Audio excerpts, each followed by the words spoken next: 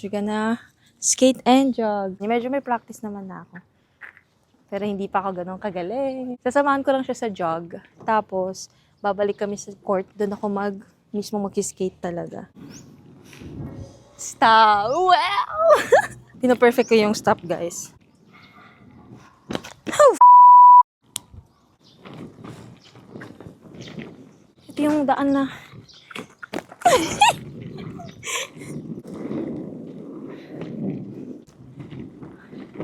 Dito tayo sa court mag-skates kasi ang ganda ng asfalto dito. Hindi pa ako magaling, guys, pero ito yung ginagawa kong workout. Nung sinerch ko, this is a full body workout daw. Hindi mo na napapansin, tumatagak-tak na yung pawis mo. Etong rollerblades na gamit ko, pinadala din to. Hindi ko to binili. Sobrang thankful ako. Kasi yan, may nagagamit akong parang workout na hindi ako tinatamad na gawin. Medyo marunong na ako lumiko. Marunong nag-stop na paikot. Pero hindi ko pa perfect yung stop.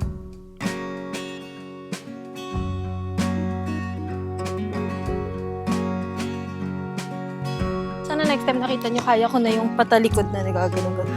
Hirap kasi.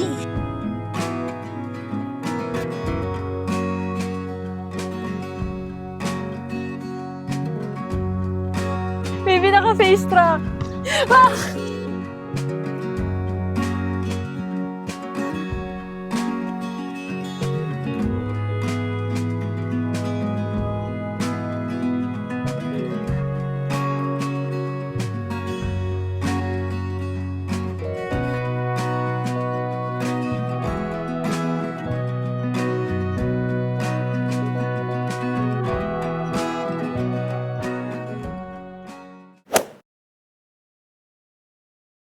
For today, guys, aalis kami. Ang vlog na to talaga is finding a hobby. Nagkaroon ako recently ng rollerblades. Hindi lang rollerblades itong gagawin natin today. Tayo din ay magba-badminton. Before, sabi ko ang hobby na trip ko talaga is mag-edit ng vlogs, mag-edit ng pictures. Pero right now, I don't think hobby siya kasi nagiging work ang content creation. So, gusto kong maghanap ng hobby na masasabi ko na hobby ko na magganto, hobby ko na magganyan. Yun yung fini-figure out ko. Lalo na pag may nagtatanong sa akin. Lalo na nung naghanap ako ng corporate work tapos nag-i-interview, ang tinatanong, anong hobby mo? Hindi ko alam, guys, ano ang hobby ko. So, I am happy na right now, masasabi ko na I want mag-rollerblades. Na-excite ako pag ginagawa ko siya. Na-excite ako pag gagawin ko siya later that day. So, I'm happy na nahanap ko yun. Kasi nung bata ako, mahilig din ako mag-rollerblades. Actually, hindi ko alam, guys, kung nakwento ko na. Pero, itong keloid na meron ako ay dahil to sa rollerblades or sa skating. Kasi meron akong shoes na may gulong talaga before. Or skates ba? Nakalimutan ko na. Basta kaya ako nagkaroon ng ganito kalaking keloid is dahil doon. Hindi lang tayo pure mag-rollerblades. Sama ko kayo sa araw. So, ang gagawin natin today is dadaan kami ng ATC. Mag-check sila ng mga clothes for office. After nun, pupunta tayo ng Vermosa kasi mag-rollerblades tayo doon. Nagro-rollerblades lang talaga ako sa garahe namin. Kahit dito sa living room area, sa subdivision lang talaga, sa court. First time kong mag-rollerblades sa Vermosa later. So, tignan natin kasi hindi pa ako ganun kagaling, guys. And pinapractice ko pa yung full stop. Kasi hindi ko pa kaya yung mag-fully stop talaga. Sumisemplang pa rin ako. And wala akong knee pads. Kung napanood nyo sa Instagram Reels, hindi talaga ako nag-knee pads, guys. So,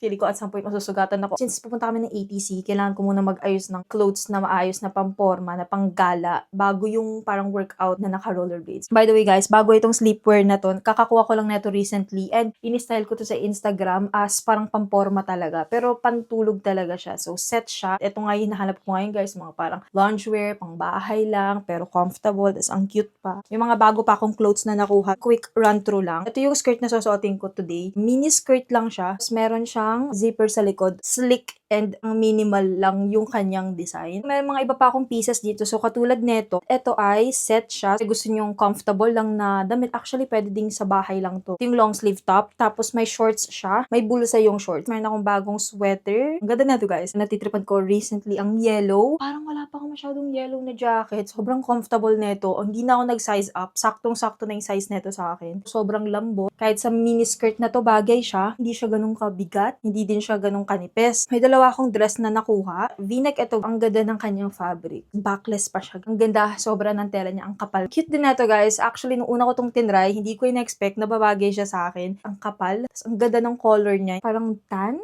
or gray yung color niya. Tapos may little na embroidered na ano dito sa gilid. Parang siyang sweater dress. Ito ang ating susuotin today. All black outfit lang tayo today. Bago na lang pala tayo mag-accessorize, ipapakita ko na itong last na clothing piece. At ito ay jeans lang. A plain jeans na walang distress. You can never go wrong talaga dito. Tapos wide leg pa siya. Mag-accessorize na tayo. Ang ginagamit kong accessories guys ay ito. From Pandora. Bigay ni Lance. Golden snitch. So, meron tayong 3 options ng bag. And bago ko lang din to nakuha. So, una, itong color red na parang bucket bag. Meron na ako na itong brown version. Yung pinakita ko last na vlog. So, kumuha ako ng black na version na parang woven bag. Ang ganda din ito guys. May option na ako ng black. Ang ganda din ng bag na to. Meron siyang gold detailing which is nagmamatch sa accessories ko. I think ito ang gagamitin ko. Pwede siyang ganyan. Itutupi lang natin yung gilid. Lalagyan ko lang siya ng mga essentials ko. Ganyan yung concept. So, ito lang siguro yung bag ko. Kunin ko yung shoes. So, ito yung mga bago kong shoes. Color brown siya, guys, na faux leather again. Ito naman, maganda din to. Titinan ko pa sa salamin kung anong mas bagay. Ganda, guys. Square toe siya. Ganda ng cut niya dito. Tapos, merong foam na maayos yung kanyang sole. Ang sobrang lambot na ito nung sinuot ko siya. Ang ganda din ng sleepers na to. So, same siya halos nung kinuha ko last time. Sakto na yung size nito sa akin. Nagamit ko na rin to na ilang beses. Ang napili ko ay etong sleepers. Yung sa mushroom Swiss King, pwede bang i-gawing plant-based na patty yon? Salamat. Ang in-order ko is mushroom Swiss. Oh my god, it's mushroom. Pero usually yung kinukuha ko plant-based Whopper lang talaga. Pwede mo kasi ipalit yung patty sa plant-based. So, pag gusto nyo mag-try, ilipat nyo lang, sabihin nyo lang. Tapos pinapa-double check ko to kay Lance kung talagang plant-based. Yep. Sure ka?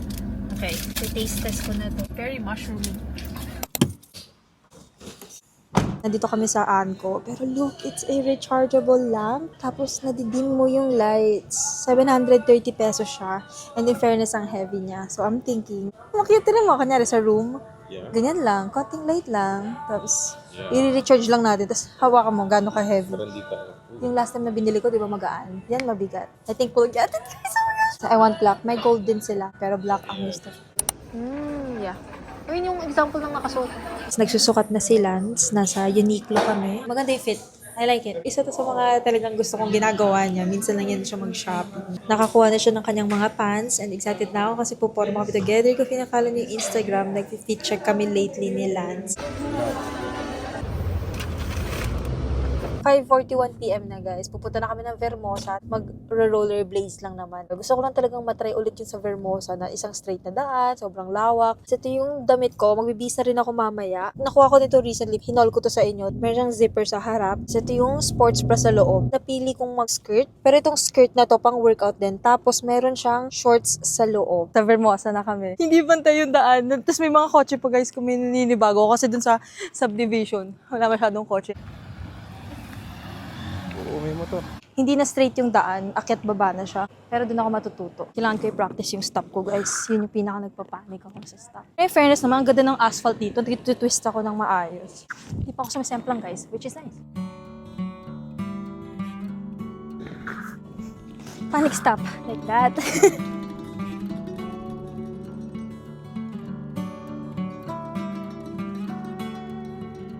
Baby, parang ang tatay na nagbabantay dyan.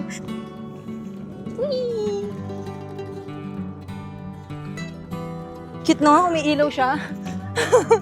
Crazy nung ilaw ng rollerblades. Medyo kamay ko na siya, you think? Talaga? Medyo mas confident na ako. Yung except pag may cars. Pag may cars, nagpapanik ako talaga. Panic stop. Hockey player.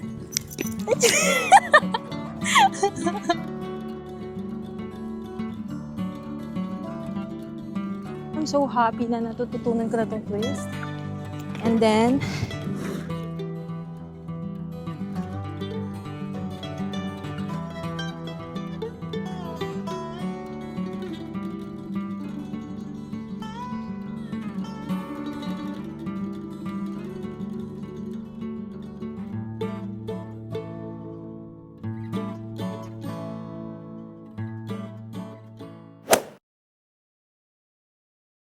good morning, guys. Nakikita niyo to, may court dito sa subdivision. So, Diyan kami maglalaro ng badminton. Kunin ko lang, wait lang. Ito ang ating badminton. Sinurprise to ni Lance sa akin. May dumating na package sa bahay. Bumili pala siya ng badminton dahil nababanggit ko nga na gusto ko nga mag-badminton. So, binilihan ako ni Lance. Nag-basketball siya dito. Kanina pagdating, tumakbo siya kagad. Gusto niya mag-basketball. But, ayan, meron na tayong badminton. Another hobby to, guys. I'll try my best. Isang sanay akong laro is volleyball. Yung medyo physical. Ito kasi kailangan mo ng control. Dati nagba-badminton ako. Natatapon ko yung raketa. Pero hindi natin siya gagawin now. Very nice! Tapos may mga shuttlecock dito. Tapos feather. Tama ba? Feather yung term. Let's go. Ang cute kasi meron pang little pathway. You ready? By the way, second day ng regla ko today, guys. So, walang stretching. Let's go. Oh my God! Hangin bang? Nahihiya naman ako sa vlog. Puson ko na-i-extend. Ayun, walang hangin. Maybe sa next na mga badminton namin medyo okay. Baby! Nainis na ako. Hindi ko malbalik. Nalabanan ko, regla ko today.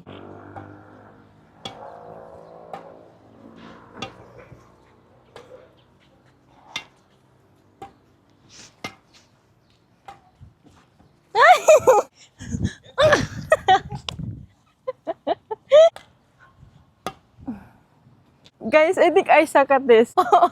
Bakit? Hindi ka...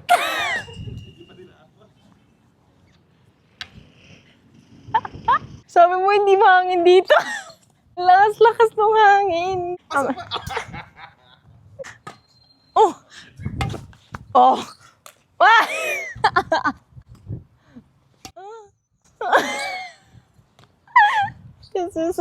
This is funny.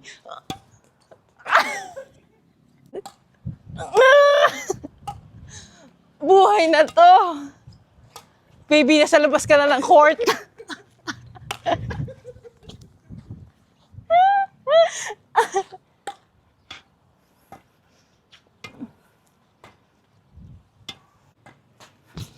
Baby, nagpanik ka. Nagpanik ka kasi ginawa mo.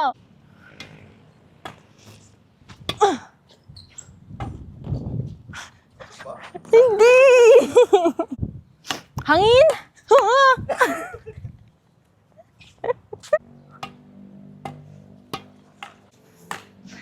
You lost it! Kakatuwa to pag walang hangin. Stop! Baby! You're funny! Hindi niyo nakikita yung ginagawa ni Lance. Parang liksi-liksi.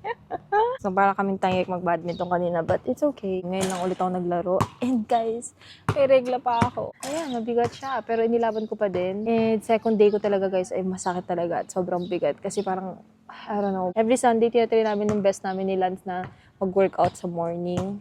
Kahit na medyo pagod, ganyan. Kahit ngayon, medyo late yung gising namin. Umalis pa rin kami. Hindi namin nawala ang aming shuttlecock.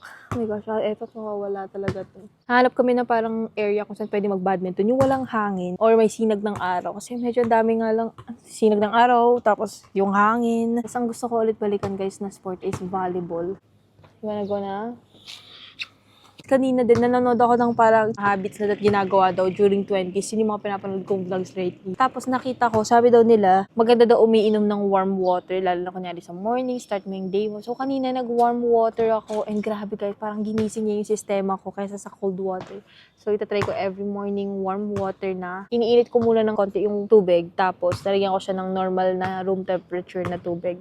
Tapos pagka, parang unti-unti niyang lahat gising ng tiyan ko, organs ko, and everything, parang umakyat sila ng ganun. Let's go. Let's eat breakfast. Thank you for coming with. Bye-bye.